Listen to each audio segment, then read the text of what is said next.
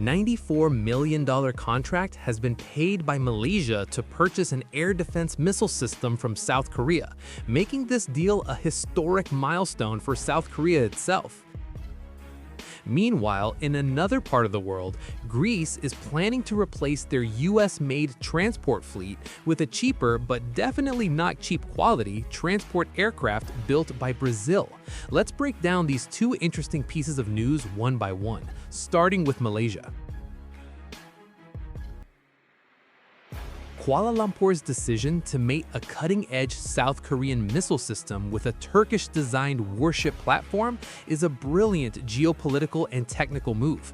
The MIGEM-class corvette design offered by Turkey is historically known for its highly open system architecture.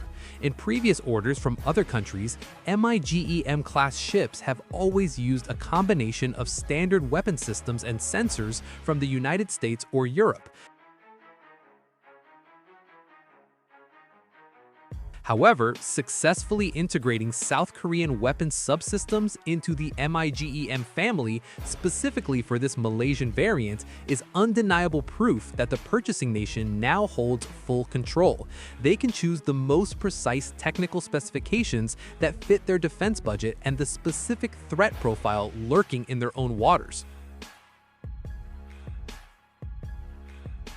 Right now, the Southeast Asian region, and more specifically, the disputed waters of the South China Sea, has turned into a massive naval show of force.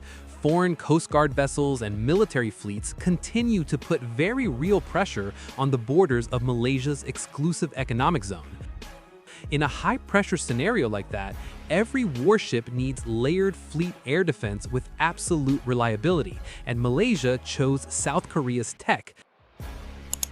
The K-SAAM system has been in development since 2011 by South Korea's Agency for Defense Development, born out of a real need to intercept a wide spectrum of high-tier aerial threats. The targets it can destroy range from the newest generation of fighter jets and kamikaze drones all the way to anti-ship cruise missiles designed to fly just above the waves, or sea-skimming, which are usually extremely hard to track with conventional warship radars. If we break it down from an operational and technical standpoint, the Haeggung's most lethal advantage lies in the integration of dual-mode seeker technology at the tip of the missile. This weapon cleverly combines the sensitivity of a radio frequency radar sensor with the sharpness of high-resolution infrared imaging. This concept brings a massive tactical advantage out in the field. If an enemy fleet tries to disrupt the Malaysian ship's radar using high-level electronic warfare jammers, the K-SAAM missile won't lose its target. The missile will just automatically switch over and lock onto the heat emissions from the enemy's jet engine or the air friction on the incoming missile's body. It's this layered accuracy from both sensors that guarantees a very high kill probability.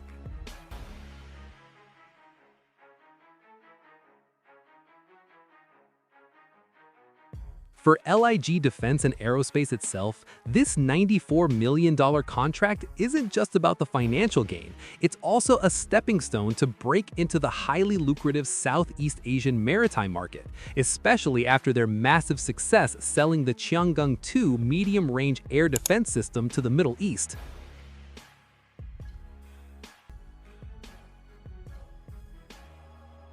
While Malaysia is busy weaving its newest naval shield with East Asian tech, the Greek government is currently racing against time to ensure their military logistics transport planes can still fly.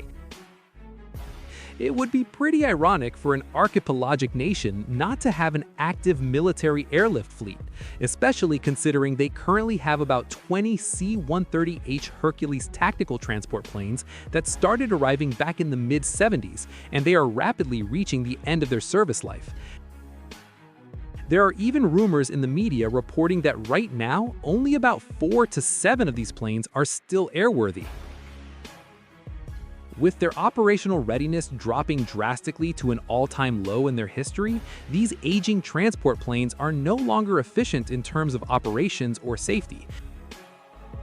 Initially, Lockheed Martin reportedly offered their newest production line, the C-130J Super Hercules, but according to recent public reports, the government is leaning more towards the Embraer C-390 Millennium.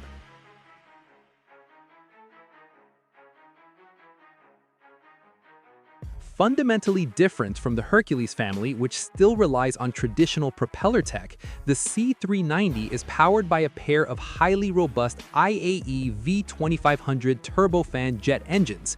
These engine blocks are essentially identical to the ones used by thousands of civilian Airbus A320 commercial fleets all over the world.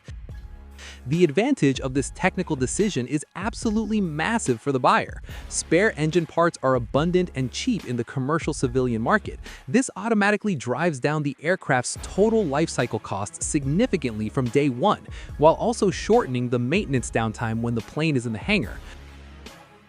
And obviously, choosing a military aircraft that shares components with commercial planes is going to be incredibly beneficial for cost and parts availability. On the official spec sheet, the C-390's performance metrics show a very real leap in the medium lift class. This military cargo jet can handle a logistical payload of 26 tons. That number completely crushes the maximum payload capacity of the C-130J, which maxes out around 20 tons. This flagship aircraft from Latin America can also cruise through the skies at an impressive speed of 870 kilometers per hour, leaving the Super Hercules turboprop fleet far behind, stuck at a maximum speed of 670 kilometers per hour. The Millennium platform claims to have an operational range of 5,500 kilometers while carrying a 15-ton payload, and can climb straight up to a cruising altitude limit of 36,000 feet. Plus, this aircraft can be instantly converted into a flying gas station or an aerial refueling tanker, which provides a double tactical advantage.